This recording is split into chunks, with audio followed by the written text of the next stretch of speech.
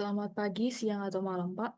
Pada kesempatan kali ini, saya akan memberikan informasi mengenai interprofessional collaboration di puskesmas dan industri farmasi.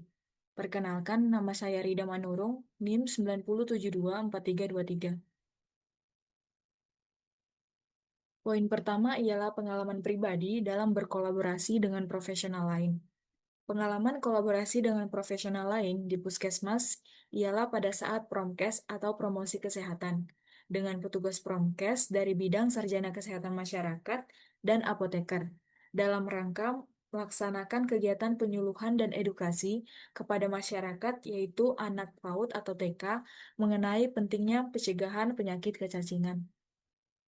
Berikut adalah bukti bahwa telah terjadi kolaborasi antara petugas Promkes dan apoteker. Di sini juga saya ikut berkolaborasi dengan cara memberikan informasi mengenai penyakit kecacingan, bagaimana penyebabnya, dan karakteristik si obat.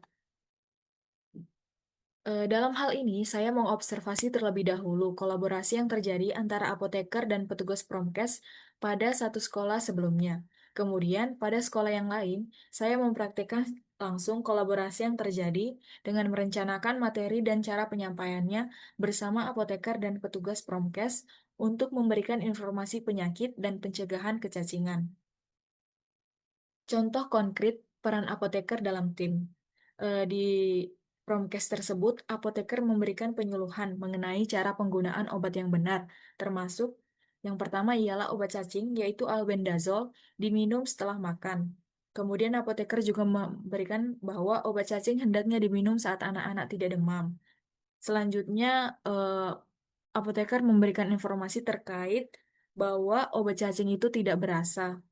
Selanjutnya, obat cacing diminum 2 kali dalam setahun setiap 6 bulan. Selanjutnya ialah di industri farmasi. Pengalaman pribadi kolaborasi dengan profesional lain di industri farmasi tidak terjadi karena saya tidak dapat mempraktekkan secara langsung. Alasannya ialah saya ditempatkan dalam bagian produksi. Tetapi saya melihat secara langsung atau mengobservasi bagaimana kolaborasi yang terjadi antara apoteker dengan profesional lain. Dalam industri farmasi, hal yang diperkenankan ialah bertanya dan mengobservasi di lingkungan tersebut. Berikut ialah gambar produk lolos uji kontrol oleh petugas IPC pengemasan. Ini adalah salah satu bukti bahwa kolaborasi terjadi antara apoteker di industri farmasi dengan profesional lain yang ada di industri farmasi.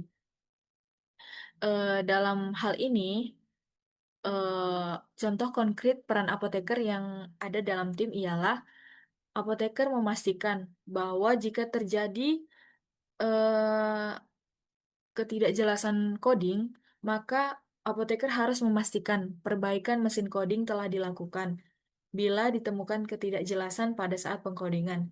Pengkodingan yang dimaksud ialah nomor batch, expire date, dan HET atau harga eceran tertinggi.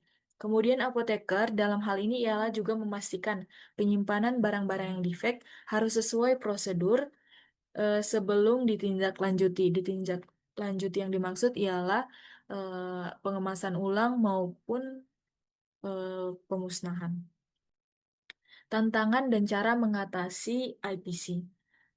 Di kedua wahana PKPA, tantangannya ialah pengetahuan dan pemahaman adanya IPE dan IPC. Karena kemungkinan generasi-generasi sebelumnya belum mendapatkan pemahaman tentang IPA dan IPC tersebut. Kemudian tantangan selanjutnya ialah cara komunikasi efektif dengan orang yang lebih muda atau yang lebih tua. Hal ini dikonfirmasi oleh apoteker industri tempat saya magang bahwa ada perbedaan komunikasi dengan orang yang lebih muda maupun yang lebih tua. Pembelajaran yang saya dapatkan dalam hal ini ialah saya memperoleh banyak pengalaman yang berharga dan mendukung pembelajaran pengembangan diri sebagai calon apoteker. Salah satu pembelajaran utama yang saya peroleh adalah pentingnya komunikasi efektif dan saling menghargai peran antar profesi dalam memberikan pelayanan kesehatan yang optimal. Sekian informasi yang bisa saya sampaikan. Saya ucapkan terima kasih.